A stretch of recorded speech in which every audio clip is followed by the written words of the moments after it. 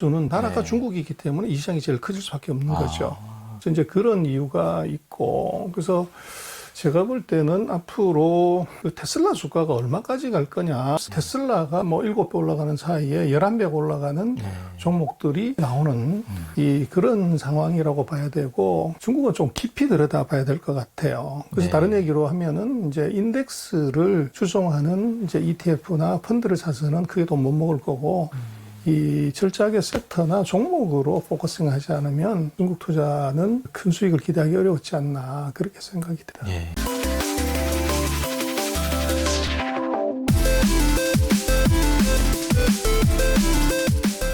소장님, 그러면 이제 말이 나온 김에 2020년에는 한국 투자자들이 연초부터도 테슬라에 사실 관심이 많아서 자금을 많이 태우고 동학개미도 상당히 관심이 있었는데, 사실 니오나 뭐 니오오토라든지 이런 주식에 대해서는 작년 2020년 같은 경우에는 그렇게 많이 말이 나오지는 사실 않았던 것 같아요. 말씀하신 대로 한 10배 이렇게 상승을 할 때 그 자금들이 보통은 그 공산당 소위 말하는 그런 자금들이 많이 몰렸는지, 중국에도 일반 투자자들이 많이 거기다 자금을 냈는지 그런 게 좀 궁금하더라고요.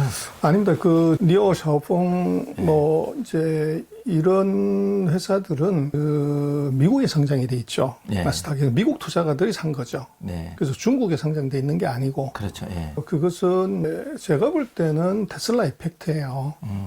그래서 테슬라가 너무 올라갔기 때문에 네. 누가 봐도 저것은 미국의 관점에 봐서도 과하죠. 네. 그렇게 되면 어떻게 보면 덜 오른 종목이 뭐가 있는가, 그리고 테슬라보다도 성장성이 더 높은 종목이 뭐가 있는가를 봤더니 중국의 아기 돼지 삼형제가 거기에 와 있었던 거죠. 네. 그래서 삼겹살 계속 먹다가 목살 쪽으로 좀 옮겨보자. 그런데 그게 딱 걸린 회사가 바로 중국의 전기차 3인방이 있었던 것이고, 그것은 중국 돈이 산 건 전혀 아니고요. 네. 그건 미국 돈이 샀고, 거기 우리 한국의 그 동학개미들이 많이 기여를 했다고 얘기를 하는데, 글쎄요. 그것은 뭐 모르겠고요. 이제 뭐 주식이라는 게 꿈을 먹고 사는 것이기 때문에 지금처럼 이제 암울한 시대에 뭔가 2025년, 2035년에 확실한 그림을 보여줬다. 이제 뭐 그 측면에서 놓고 보면 미국도 마찬가지고 중국도 마찬가지고 2035년까지의 이 로드맵을 확실하게 내놓은 거는 전기차밖에 없죠. 그래서 거기에 어떻게 보면 같이 따라간 거다. 그렇게 볼 수 있을 것 같아요. 소장님이 일전에 한번 출연하셔서 또 말씀하셨던 것 중에 제가 가슴에 와닿은 게 뭐냐면, 어쨌든 우리가 애플 주식이 그동안 그렇게 좋았던 게 유저층이 굉장히 많으면서 주가가 시총도 1위도 하고 올라갔는데, 지금 전기차는 대당 사이즈 자체가 핸드폰 한 대 가격보다 전기차 가격은 최소 10배 이상 차이가 나지 않습니까? 여쭤보고 싶은 게, 그런 관점에서 보면 중국 시장은 미국 시장보다 훨씬 더 몇 배 구매자들이 많은 이제 상황인데, 그러면 중국에서 그렇게 봤을 때 시장의 성장 가능성이나 좀 어떻게 보시는지. 그래서 이제 테슬라도 마찬가지고, 그 테슬라 매출의 거의 40% 가까이가 중국에서 지금 이루어지는 거죠. 중국 빼버리면 뭐 테슬라는 저거 마이너스 성장을 할 수밖에 없는 구조고, 지금 전 세계 최대 시장이 이제 아이러니하게도 중국이 제일 큰 시장이죠. 그래서 전 세계 시장이 거의 뭐 50%, 48%, 50%를 이제 중국이 먹고 있고, 유럽과 이제 미국이 한 50% 가는 구조기 때문에. 그래서 이제 아까도 말씀을 드렸지만 이게 2035년까지 석유 자동차를 0으로 만든다고 하는 그런 이제 마스터 플랜을 확실하게 얘기한 데가 바로 중국이고, 그래서 중국에 발을 담고 그런 전기차 회사들에 대해서 어떻게 보면 시장이 열광을 했던 거죠. 그러나 조금 더 봐야 되는 건 뭐냐 그러면, 전 세계 전기차 시장 다 합쳐봤기에 뭐 200만 대 뭐 이 내외가 잘 안 되는데, 전 세계 석유 자동차 회사가 한 7,800만 대, 한 8,000만 대 수준이거든요.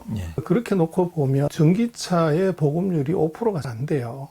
근데 중국 같은 경우도 테슬라가 많이 팔고 있는 것처럼 보이지만, 중국에 지난달까지 봤더니 전기차를 낸 회사가, 모델을 낸 회사가 96개예요. 예를 들어서 테슬라나 이런 회사들 몇 대를 파냐고 놓고 보면 이제 1, 2만 대 수준이에요. 중국의 작은 소형 자동차 회사들, 뭐 미국에 상장된 회사들 같은 경우는 2,000대에서 5,000대를 겨우 파는 거죠. 그래서 그렇게 놓고 보면 이 한 주당 얼마가 아니고 파는 자동차 한 대당 시가총액으로 놓고 보면 제가 볼 때는 전기차 같은 경우는 뭐 분명히 갈 수는 있지만 옥석을 확실하게 가려야 된다. 모든 신기술, 뭐 핸드폰도 그렇고 인터넷도 그렇고 모바일도 그렇고 신기술이 들어왔을 때 세 번의 변곡점이 있죠. 그래서 마켓이 5%일 때 한 번 죽음의 계곡을 건너야 되고, 그래서 15 넘어갈 때 또 악마의 강을 한번 건너야 되고, 3, 40 넘어갈 때 이제 다윈의 바다를 건너야 되는 거죠. 지금 같은 경우는 전기차는 주식 시장에서 어떻게 보면 머니게임에서 열광을 하는 것이지, 이것이 정말로 필드에서도 그렇게 열광하는 정도냐. 중국 1년에 자동차를 뭐 2,600만 대, 700만 대 사는데, 전기차가 얼마나 될 것 같습니까? 120만 대 수준이에요. 그렇죠. 5%가 겨우 안 되는 이런 정도인데 문제는 지금 예를 들어서 보면 니오 같은 경우가 요즘 다 그렇습니다만은 이제 고급차에 대한 선호도가 높은데 시가총액으로 보면 그 메르세데스 벤츠보다도 한 5억 불인가 7억 불밖에 차이가 안 나요. 시가총액이. 그 정도로 그냥 급성장을 시가총액이. 시가총액으로. 그러면 이제 거기다가 조금 몇 푼 보태가지고 이 니오 팔아가지고 니오 오너라면 그거 팔아서 벤츠를 회사를 살 수도 있는 거죠. 그렇죠. 인수를 해요. 이제 니오라는 월 한 3, 4천 대, 많이 팔 때 5천 대 겨우 파는 회사의 시가총액이 중국의 최대 자동차, 상하이 자동차 그것보다도 시가총액이 월등히 더 커요. 그래서 그 얘기는 무슨 얘기냐 그러면 결국은 이게 앞으로 시장이 그렇게 좋다 이런 것에 반영이기도 하지만 당장 이제 눈앞에 보여지는 것은 내년에는 시장은 더 커지지만 치열한 이 전기차 회사들 간에 박 터지는 싸움이 벌어진다. 그래서 이 5%에서 10% 넘어가는 이 사이에 지금 90개가 넘는 자동차 회사들이 치고받고 싸우면 맨 먼저 생각할 수 있는 것은 이제 단가 하락이에요. 그리고 신기술의 이 검증이 돼야 되고 그렇게 보면 거기서 죽어나가는 놈이 대거 나올 수밖에 없다. 그 얘기는 뭐냐면 단가 하락 그리고 이 어떻게 보면 원가를 낮추려고 하면 생산 캐파를 늘려야 됩니다. 자동차도 마찬가지지만 소위 말하는 규모의 경제 생산량이 2배가 되면 원가가 2배, 원가가 33% 떨어지는 이 학습 효과를 올리려고 하면 캐파를 계속 늘려야 되는 거죠. 근데 그렇게 늘리려고 그러면 이제 돈이 필요합니다. 그렇죠. 그래서 전기차 회사들의 경우는 대규모 증자를 할 수밖에 없어요. 그래서 증자를 못 하게 되면 실제적으로 뭐 3,000대, 5,000대 팔아가지고서는 이게 캐파 증설을 못 하죠. 그렇게 되면 경쟁에서 밀리게 되는 것이고, 그래서 대규모 증자가 있게 되면 이제 EPS 다일루션이 생깁니다. 그래서 그 문제가 있고, 두 번째로 봐야 되는 것은 뭐냐 그러면 시장이 빠른 속도로 커지기 때문에 중국의 전통적인 자동차 회사, 상하이 자동차라든지 뭐 이치라든지 또 뭐 지리라든지 북경 자동차 뭐 이런 장안 자동차는 빅가이들이 다 전기차로 지금 들어왔다는 거예요. 그래서 소형 전기차들하고는 게임이 안 되는 사이즈하고 파워를 가진 회사들이 다 이쪽 시장을 지금 들어왔기 때문에 2021년은 아마도 옥석을 가리는 해. 이게 될 것 같고. 그래서 말씀드린 것처럼 첫 번째, 이 생산 캐파를 늘려서 단가를 낮출 수 있는 회사. 그리고 이 치열한 가격 싸움에서 가격 경쟁력을 확보하는 회사. 지금은 사실은 전기차 얘기를 하지만 전기차보다는 이것이 자율주행 기능이 얼마나 들어가 있냐. 이게 중요하죠. 그래서 첨단 기능, 이 세 가지 측면에서 이제 봐야 되는데, 그런 측면에서 놓고 보면 테슬라를 제외한 이 미국에 상장된 작은 소형 회사들의 경우는 그 세 가지 측면에 다 약점이 있죠. 그래서 아마 최근에 그런 중국에서 미국 간 소형 회사들도 아마 대규모 증자를 했을 겁니다. 그걸 하지 않으면 내년에 살아남을 수가 없으니까요.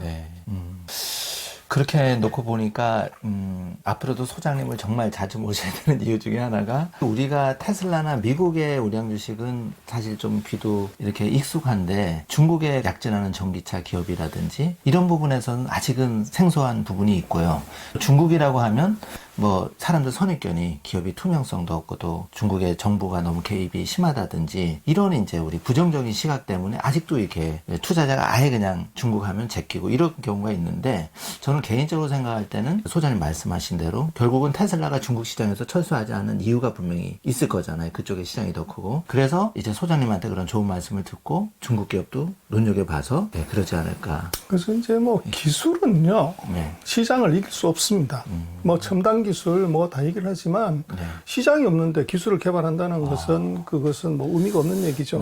지금 테슬라 얘기를 하지만 제가 볼 때는 테슬라를 제대로 보려면 중국 시장을 제대로 봐야 된다. 중국 전기차 시장을. 네. 그래서 말씀하신 것처럼 트럼프 대통령이 그 난리를 치는데도 네. 미국에 있는 공장 다 빼와서 미국으로 와야 되고 미국에 공장 짓지 않으면 혼내준다고 하는데도 일론 머스크는 샹하이에다가 기가팩토리 세계에서 제일 큰 전기차 공장을 거기다 지었단 말이에요. 네. 그거 어떻게 봐야 되냐. 지금 뭐 당대 최고의 경영의 구루다 그러면 그건 뭐 GM 포드 크라이슬러가 아니고 앨런 머스크인데 네. 그러면 저게 앨런 머스크는 조금 미친 거죠. 중국에다 공장 짓다고 하는 것은. 그게 이제 아까 소장님이 얘기하신 것처럼 중국의 전기차 포텐셜이 미국보다 더 크다고 보는 거예요. 그리고 이미 숫자가 얘기해주는 데이터가 2019년 기준으로 보면 그 마켓쉐어가 중국이 50%, 미국이 뭐 30%가 제대로 전체 안 되는 전체 마켓에. 예. 그래서 그 이유는 간단한 게 그 전기차는 배터리 값을 누가 내냐가 중요해요. 보조금이 있어야 되는 거죠. 네네. 근데 보조금이 없으면은 뭐